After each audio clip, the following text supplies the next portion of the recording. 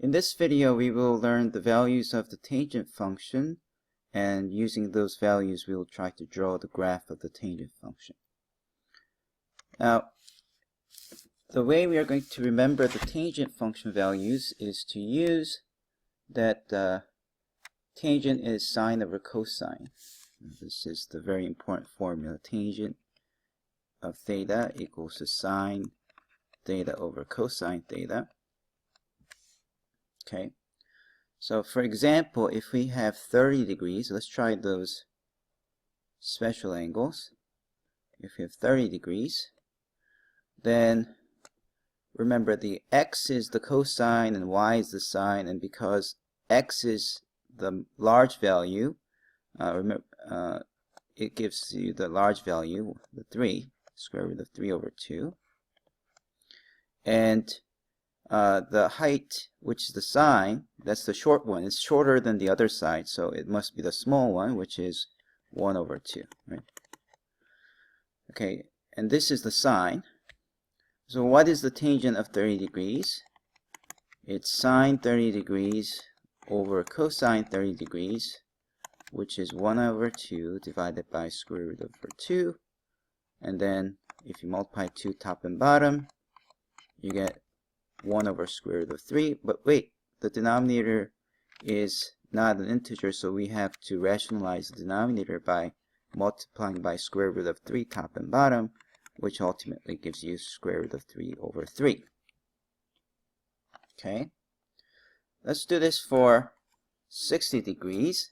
So let's remember that tangent of 30 degrees is equal to tangent of square root of 3 over 3. Okay, now let's go to the 60 degrees. For 60 degrees, the cosine is now the shorter value than the sine. Sine is the long one.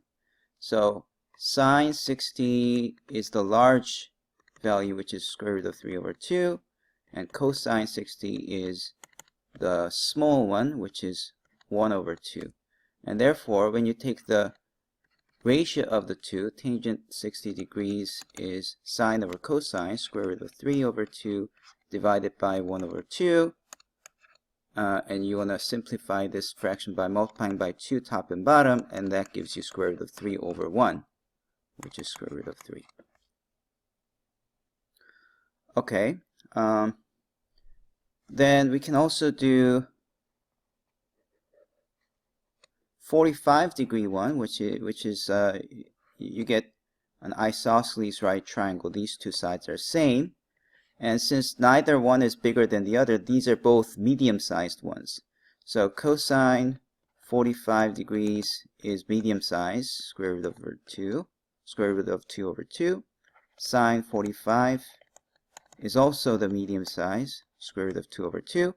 And then the tangent function of that is the medium size divided by another medium size. So you're dividing the same thing by itself, therefore you're going to get 1. If you divide these two, you're going to get the value of 1. Okay, you probably recognize these values, square root of 3, 1, and square root of 3 over 3 from the previous sessions. However, I want to talk about a new way of looking at the tangent function. Okay, so let me rewrite the value of the tangent function again so that we can use it later. Tangent 60 is equal to square root of 3, and we had tangent 45 as 1. Okay, so what is this new way of viewing the tangent function? Well, you go back to the tangent theta equals to sine theta over cosine theta, and look at this as sine theta is the y coordinate, and you're dividing it by the cosine theta, which was the x coordinate. So in other words, if you had any kind of angle here, let's say this angle theta, then this is cosine theta comma sine theta. And cosine theta comma sine theta, these are x and the y coordinates. So if you do, if you look at this ray, and if you wanted to find the slope, then you would take the y value, because that's the change in y. It went from 0 to this point. And the x went from 0 to the cosine theta. So the y value is, change of y is sine theta, change of x is cosine theta. And if you divide both of them to get the slope, you get the slope m is change of y over change of x. Slope is equal to change of y over change of x. And indeed, that is sine theta minus 0 over cosine theta minus 0.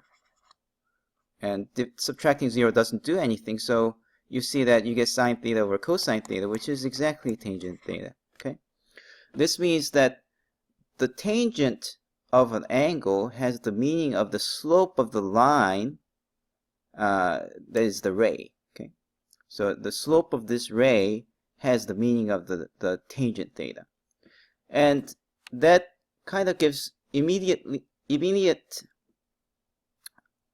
understanding of tangent 45 degrees equal to 1, because what is tangent 45 degrees? It's this 45 degree angle ray, and we know this line as y equal to x. Y equal to x is the 45 degree line formed in the two dimensions. And what is the slope of this line? This is y equals to 1 times x. Therefore, the slope, this is 1 times x plus 0. So it's a line of slope 1 and y-intercept 0. So we see that tangent 45 degrees is indeed 1, just by using this idea. And not only that, you can see that if you go the other way, if you go this way, which is 45 plus another 180 degrees, this is 180 plus 45, so that's 225. So this angle here, this entire thing is 225 degrees, and that one is exactly another ray, which gives you the slope of 1. So tangent of 225 degrees is also equal to 1. Okay, and then how about the 60 degree one? 60 degree is steeper than y equal to x, and we see that tangent of 60 degrees is square root of 3, which is bigger than 1, so it does make sense. And this 30 degree line will be will have the gentler slope than y equal to x, and then you see square root of 3 over 3 being the tangent of 30 degrees, which also makes sense. Now, another thing that you see here is that if your ray gets closer and closer to the vertical line, as the angle gets closer and closer to the 90 degrees, what happens to slope? Slope is change of y over change of x, but if you pick a point that's closer and closer to the y-axis, this change of x becomes so small, and change of y gets closer and closer to 1, you're dividing 1 by a very, very small number, and that gives you an infinite slope. And actually, you know that the steeper your slope is, you get a value close to that grows without bounds. So you can say that as theta gets closer and closer to 90 degrees, like 89.9 or something like that, then tangent theta becomes infinity. All right. And then another thing you can say is that if you go to the negative degrees, so let's see, how about negative 45 degrees? This ray is negative 45 degrees, and that would have a negative slope because this has the equation y equals to negative x, and the slope is negative 1. Slope here is negative 1. So you have tangent of negative 45 degrees equal to -1. Okay, you can continue this for various angles, and you're going to get a graph that's similar to this. So let's see. This is the graph of y equals to tangent of x, and at 90 degrees, when you get closer and closer to 90 degrees, as you can see, it goes up without bound. Okay, what's tangent of 0? Tangent of 0 is you have to create a ray that's going like that, and that's a horizontal line. What's the slope of a horizontal line? It's 0. That's why you get a 0 value here. And at 45 degrees, we just already saw that it's 1. So if I say this is 45 degrees, the value of the tangent will be 1. And at 60 degrees will be square root of 3. It'll be 60 degrees here. And then at 30 degrees, you will have the value square root of 3 over 3. Okay? So if you just remember these three values, square root of 3, 1, and then square root of 3 over 3, then you can actually read off the value of the tangent from the graph given here. So you can see that this is negative square root of 3 over 3, this is -1, and negative square root of 3, and the values are that tangent of negative 30 degrees is negative square root of 3 over 3, tangent of negative 45 degrees is -1, and tangent of negative 60 degrees is negative radical 3. And you can also think about those as slopes. This is negative 45 degrees. This is, if you say this is negative 30 degrees, what's the slope? The slope should be between 0 and -1, and of course the slope, according to what we see over here, it's slope equal to negative square root of 3 over 3 when you have 30 degrees. Okay, if you look at these values and compare it to the previous ones, we get a rather interesting identity that tangent of negative theta gives you negative of tangent theta. Okay, so that's one identity that tangent enjoys. Now, you have to be careful because, for example, cosine negative theta is not the same as negative of cosine theta. In case of the cosine, it's cosine theta, whereas sine negative theta is indeed same as negative sine theta. So there are similar equations for cosine and sine, except that cosine, the negative is gone, whereas sine negative theta is negative sine theta.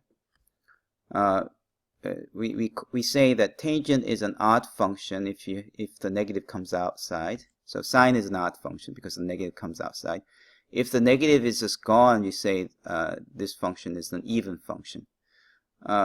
Most functions are neither even or odd, but the trigonometric functions sine and cosine, they happen to be odd and even respectively. Another equation that's very important for us to understand for tangent is a tangent of theta plus 180 degrees is same as tangent of theta. Okay, why is that? Well, we saw that before. Here is negative 30 degrees, and if you add 180 degrees to this, what do you get? Well, 180 plus negative 30 degrees gives you 150 degrees. So this angle here from the positive x-axis is 150 degrees, and 150 degree angle ray is it forms the exactly same line as the negative 30 degree line, and therefore their slopes are equal. So you see that tangent of 150 degrees is also equal to negative radical 3 over 3. So this second equation is also handy in figuring out the values of tangent. Now, what does this mean in terms of the graph? For the graph, what it means is that every value that you see for the tangent repeats itself again after 180 degrees. This is different when you compare it to sine and cosine. Sine and cosine, they repeat every 360 degrees. But tangent, because it's a slope, and you can see from this geometrical property that it doesn't repeat every 360, it repeats at 180 degrees. So the period of the tangent function is 180 degrees. Maybe I should write that here. Period is equal to 180 degrees. Okay. You can also try to draw the tangent function graph in terms of radians. Y equals the tangent of x. Let's try to think about the graph in terms of radians. Now, remember, at 90 degrees, it had a vertical asymptote. It went to infinity.